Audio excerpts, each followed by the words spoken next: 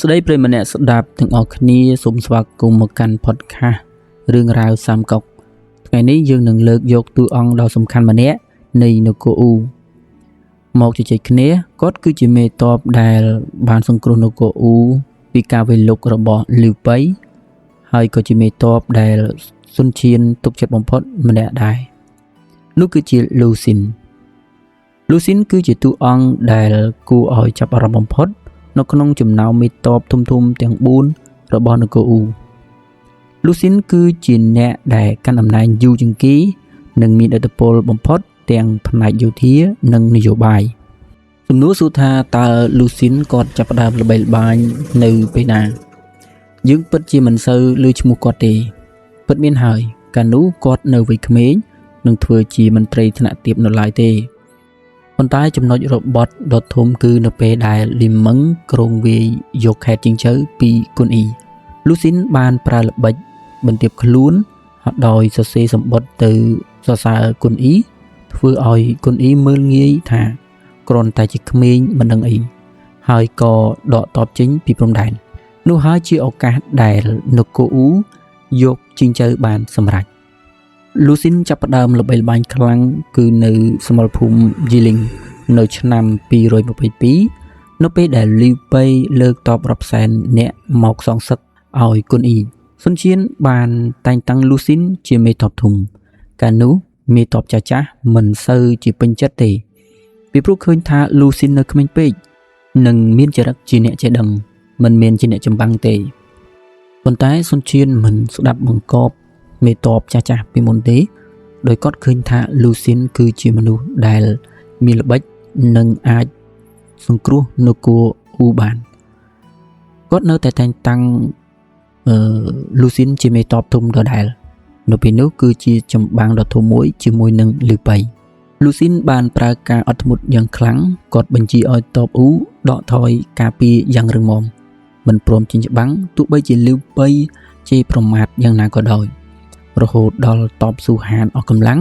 និងបោះជំរំនៅក្នុងព្រៃដើម្បីគេចពីកម្ដៅថ្ងៃទើបលូស៊ីនប្រើល្បិចដុតភ្លើងកំទេចជំរំលទ្ធផលគឺតបលីវប៉ៃត្រូវវិនាសស្ទើរតែទាំងស្រុងនេះជាការបង្ហាញបញ្ញាឈ្នះលើកម្លាំងបាយបន្ទាប់ពីជ័យជំនះដ៏អស្ចារ្យនេះលូស៊ីនបានក្លាយជាមេតបធំរបស់នគរអ៊ូជូកលៀងធ្លាប់និយាយថានគរអ៊ូមានលូស៊ីននៅគឺអាចរស់នៅបានសុខសាន្តរយៈពេល20ឆ្នាំទៅមុខទៀតនេះមានន័យថាសុនឈៀនដែលជាស្ដេចក្រាញ់វ័យក្មេងជាងគេគឺពូកែមើលមនុស្សនិងពូកែប្រើមនុស្សនៅក្នុងសម័យសាមកុកប៉ុន្តែលូស៊ីនមិនអាចសុខសាន្តបានទេនេះគឺជាចំណុចដ៏សោកសៅបំផុតលូស៊ីនគឺជាមនុស្សស្មោះត្រង់និងប្រកាន់ភ្ជាប់នៅគុណធម៌ខុងជឺ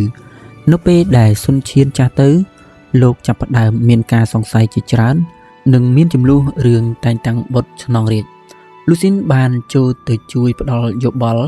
ដោយភាពស្មោះត្រង់ប៉ុន្តែបែរជាធ្វើឲ្យសុនឈៀនខឹងសម្បានិងស្ដីបន្ទោសយ៉ាងធ្ងន់ធ្ងរលូស៊ីនបានជឿចាប់យ៉ាងខ្លាំងដែលគាត់មកនិយាយនៅពាក្យពិតប៉ុន្តែធ្វើឲ្យសុនឈៀនមានការខឹងសម្បាទៅវិញនេះគឺជាបញ្ហាមួយដែលមន្ត្រីចាស់ៗនៅនគរអ៊ូមិនពេញចិត្តលូស៊ីនទេគឺសុនឈៀនបានបង្គាប់ឲ្យមន្ត្រីចាស់ៗទៅស្ដីបន្ទោសបន្ថែមទៀតធ្វើឲ្យលូស៊ីននឹងមានការជឿចាប់យ៉ាងខ្លាំងតាមប្រវត្តិសាស្ត្រគាត់បានស្លាប់ដោយសារភាពតានតឹងនិងការខកចិត្តនៅឆ្នាំ245ក្រោយពីត្រូវបានសុនឈៀនបញ្ជូនមន្ត្រីមកបន្ទោសបន្ថែមជាច្រើនលើកជាច្រើនសារជាទីបញ្ចប់ដ៏សោកសៅសម្រាប់មេតប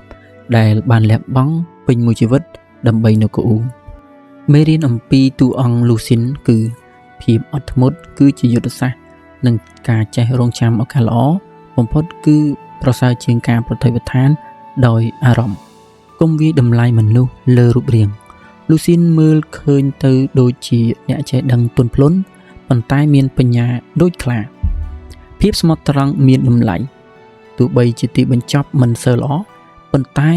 ឈ្មោះលូស៊ីននៅតែបាននគរអ៊ូគោរពជាមន្ត្រីស្មោះត្រង់បំផុតម្នាក់តើអ្នកទាំងអស់គ្នាអាណិតលូស៊ីនទេដែលជាមេតបដ៏ស្មោះត្រង់បើអាណិតលូស៊ីនកុំភ្លេចសៀមួយណានឹងជួបគ្នានៅប្រធានបទថ្មីអំពីតួអង្គនៅក្នុងរឿងសាមកុកជួបគ្នានៅ podcast បន្ត